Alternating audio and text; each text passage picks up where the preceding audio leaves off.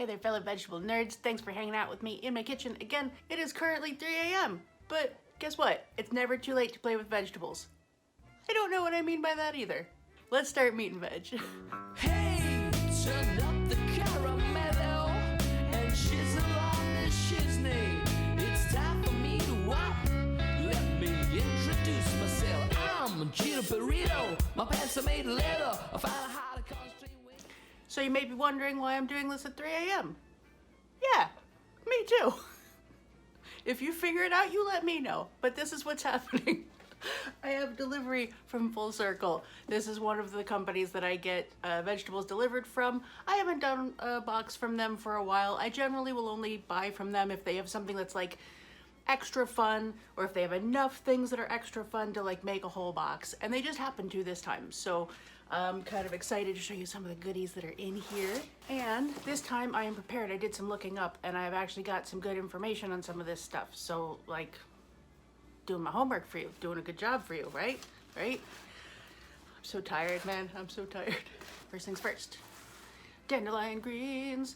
Now I've shown you these before. These are the ones that I really like. I've had some from them that were like big and beautiful and they were all pure green, but like I really like red dandelion for some reason. I don't know if I actually taste a difference or not, or if I just think I do, but I really dig that. You might be wondering, is this the same dandelion that I could go outside and pick? Yes, it is. However, if you're gonna go outside and pick it, number one, you wanna make absolutely positively certain that it is definitely dandelion, because other things look like dandelion. And if you're not 100%, 100,000,000% sure, don't eat it. Also, you really want to make sure that it's not from someplace where they're spraying it with all kinds of nasty pesticides and stuff that you're not supposed to be eating. Unless you can meet those two qualifications, just go buy it in the store. Okay, you want to see something?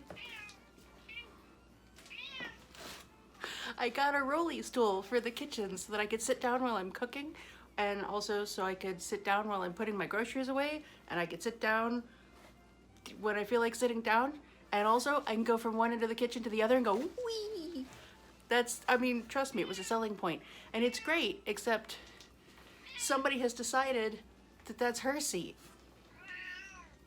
I don't know who decided that. I didn't decide that. So anyway, fun facts about... Fun facts about dandelion. You can eat every single part of the dandelion plant. You can eat the flowers. You can make them into dandelion wine.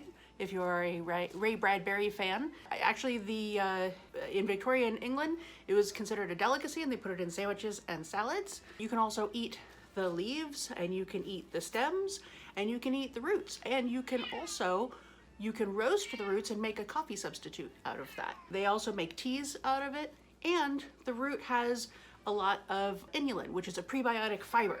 Which the best way I've found to describe what prebiotics are, most people know what probiotics are. Those are the healthy bacteria that hang out in your gut and do nice things for you. The way that I think of this, and this is not going to be the scientific description, it's not going to be in your textbooks, but this is my understanding. It's what your bacteria eat, and so if you're not feeding them things that they want to eat, you can keep eating all the probiotics you want, but they're not going to hang around. And you're not going to create a hospitable environment for them to colonize. I like to think of it as your probiotics are your sea monkeys and your prebiotics are your sea monkey food. You can buy as many sea monkeys as you want to, but you got to buy the sea monkey food too. So inulin is just one of those types of prebiotic fibers, and it's in dandelion root. Isn't that cool? Also, this is the coolest thing ever. You can make rubber. You can make rubber from dandelions.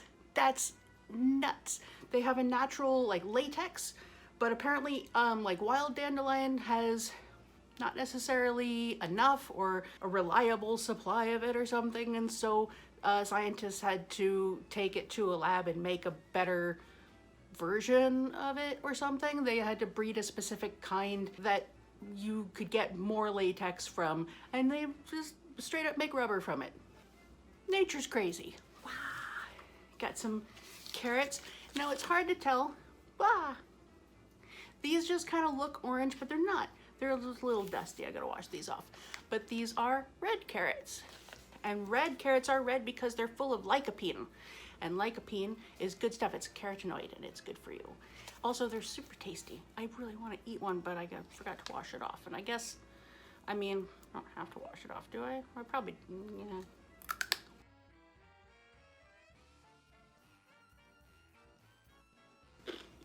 Oh no, how did that happen?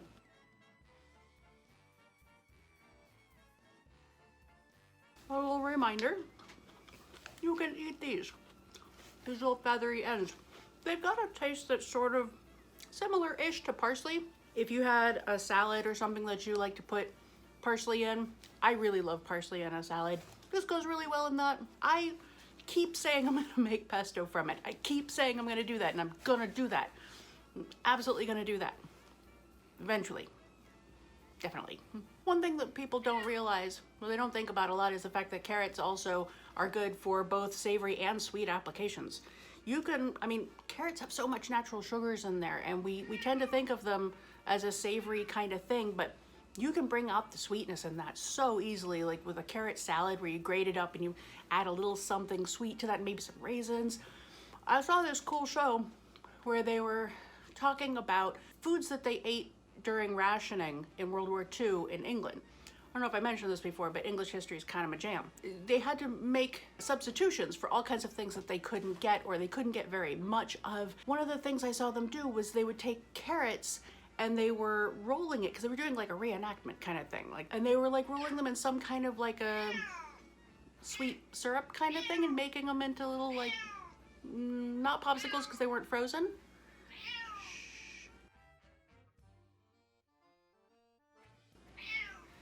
But like little thing that they stuck them on sticks and everything. The little kids are like, nom, nom, nom, nom. You know, when you go without sugar for a long time, you'd be amazed how sweet things start to taste. And so a carrot on a stick dipped in some, whatever that was, must have been really nice probably. I've also seen carrot jam, and that's another thing I really want to try making. And I'm sure that I could make like a low sugar version of that, because you know, when you're making it yourself, you're in control of what goes in there. But I've seen carrot jams and carrot preserves and all kinds of stuff. So like, keep in mind, carrots, a lot more than meets the eye. They're more versatile than you might think. I'm sorry about the finger in the face. Apparently, once it gets past a certain hour, I just get real pointy. So, okay. Another thing that we have seen before, I have talked about these before, these are forest Nemeko mushrooms, which I have just learned are sometimes also called butterscotch mushrooms. That's a way cooler name. Why don't we call it that all the time? Well, maybe they do, and I just didn't know, and now I will. But look, they're kind of a butterscotchy color, and I don't know if you can quite tell, but they're gonna be a little slimy, okay? And I've mentioned that before. They have a natural gelatin that hangs out on the little caps, and it makes them kind of like kind of real slimy. But the nice thing about that is that if you put it in your soups or your stews or, you know, whatever you want to throw it into, it's gonna naturally thicken stuff up. So that's rad. And once it's cooked, it's not gonna be slimy anymore. It's just, it's gonna add some body to the thing that you cook it in. Like a really popular thing to put it in is miso soup, but you can do all kinds of stuff. I know that I was reading that there's like a type of sushi that they make with it, which sounds like real cool. Once it's cooked, it's not really slimy anymore. I made the best thing with this. I did like a simple saute with some shallots in some butter, and I added just a little bit of cream, I think, and I don't even think I had to add anything else to it. And it was so beautiful, and I served it on toast points, which is just a real fancy way of saying I cut some toast diagonally, like peanut butter jelly style, and suddenly it becomes a fancy thing, you know, instead of just plain old toast. But it was phenomenal. The flavor is so rich and lovely, and the texture was so silky, and I thought I was gonna maybe put some cheese in it or something. I didn't have to do any of that. It was so just luscious. That's the word. It was luscious, really good. So if you get an opportunity to try these out, I highly recommend it. I was reading that one of the reasons that they call it butterscotch mushrooms is not just because it's got a cool butterscotchy kind of color, but because some people have described the flavor as kind of like a cross between cashew and butterscotch, which I don't recall it being that, but when I make it again, I'm gonna taste it specifically looking for those flavors, and I'll report back. Also, fun fact, Namako, which I am still not completely certain I'm saying properly, is actually Japanese for slimy mushroom. So, who says you don't learn stuff here? This is another one that I've shown you before, but I just love them, and when I get an opportunity to have them, I certainly do like to have them. These are purple potatoes. Now there's a whole bunch of different types of purple potatoes, but they do tend to have certain things in common. One is that they're slightly lower glycemic than other types of potatoes, especially white potatoes. Like, they're way lower than white potatoes.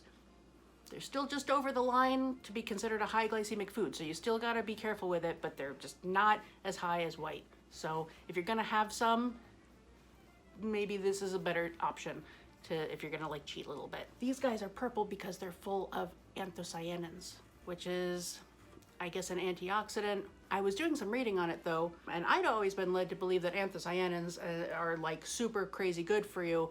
And then I was reading something saying, oh, there's actually no real proof that they actually do anything for your body. And I was like, oh, lame.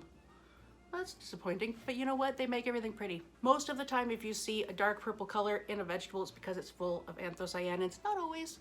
You know, beets are very, very dark red. They can kind of veer into purple territory, but it's not because of anthocyanins. It's a different compound that I have already forgotten the name of. This guy here is a celeriac. This is the root of a celery. And these are also called knob celery, which I feel like that's what I'm gonna call it from now on. Like, if I have an option between calling it celeriac and calling it knob celery, I mean, the choice seems obvious. It's also sometimes called turnip-rooted celery, even though they're not directly related to turnips. Oh, finally a vegetable that's not a brassica. But these guys we've been eating these for like ever. These guys get a shout out in the Iliad and the Odyssey. So they're celebrities. And I'll tell you what else. If you are the sort of person who has a tendency to buy stuff and put it in your fridge and then forget it ever existed, not that I know anybody who would do such a thing, these guys are your friends. Okay, if you keep them under the right conditions, which is generally fridge temperature, and you keep them humid and don't let them dry out, you got like 6 to 8 months on these guys.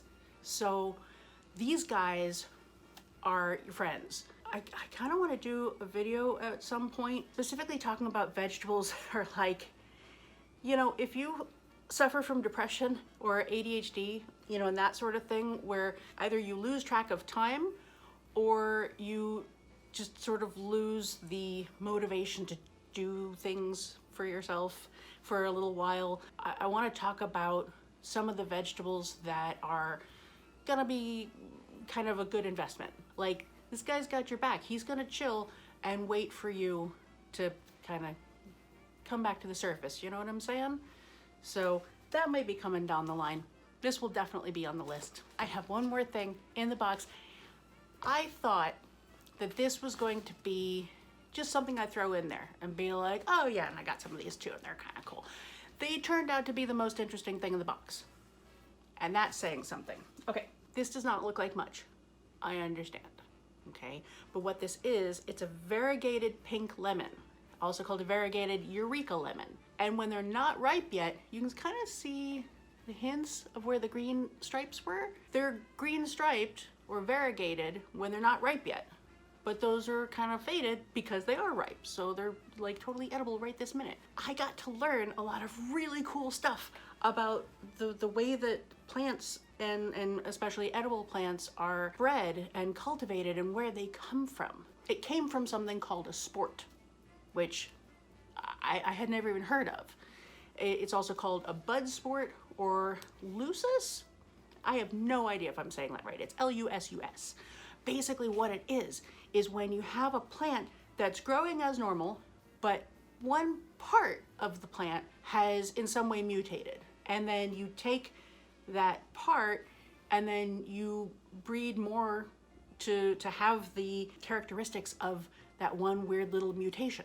So somebody had a Eureka Lemon plant in Burbank, California in 1931, and everything's normal. The leaves are normal color, the lemons are normal color, everything looks normal, but there's just this little bit where the lemons are stripy and the leaves are variegated. That's a sport. You know, it's not an entire plant that's different. It's just like a little bit of something. And so they checked it out, and the inside was this beautiful pink color. Actually, let's take a look at the inside. Look how pretty that is. Oh, it smells really nice too. It smells really, really nice. I mean, it's still tart, but it's sweeter than an average lemon. Oh, Brian's gonna hate these mouth sounds. He's gonna absolutely hate this. He's one of those people who can't stand to hear eating, which is why generally if I bite into something, he will edit out the chew sounds and things like that. You're killing me, Smalls. Yeah, so they had just a few lemons on this big lemon tree that were growing like that, and so they bred them for that. I found out also that some other fruits had come from sports or bud sports or lucis. I don't know, is that plural or singular? Lucis? Luci? I don't know. I can't just assume everything's Latin. Nectarines came from a sport on a peach tree that just randomly started growing some nectarines. Ruby red grapefruits and red Anjou pears. All of those came from sports. So it's nuts at this stage of my life to come to the realization that I am a sport fan after all. Also, fun fact, what makes these red, well, pink, is the presence of lycopene. Same thing that makes our carrots red. And lycopene's good for you. It's good for your heart, good for all kinds of good stuff. It's all good for you. It's fruits and vegetables. This is why you want to eat a rainbow array of fruits and vegetables, because everything's got something in it that something else didn't have in it. You want to make sure you get a little bit of everything. You can do anything with that you can do with a regular lemon. I think what I'm going to do is make some lemonade with it. I made some lemonade last night that was like so good. Technically, now that it's 3 in the morning, I guess it would be night before last, wouldn't it? I don't know. Start with a blender bottle. You don't have to have a blender bottle. I just have a million of them because I used to work in a store that sold them. What I did was I squeezed 2 lemons into something this size. Throw some ice in there, and then you can use whatever sweetener you like. I have fallen in love with this sugar-free simple syrup, and it doesn't take very much. The real star of the show is orange blossom water. And again, this is real strong, so you probably don't need very much of it. So just a little bit, taste it, see if you want to add any more. And of course, you just fill it the rest of the way with water. It is definitely 3 a.m. It feels very 3 a.m. I feel like we're approaching the booger hour. You guys know what the booger hour is though, right?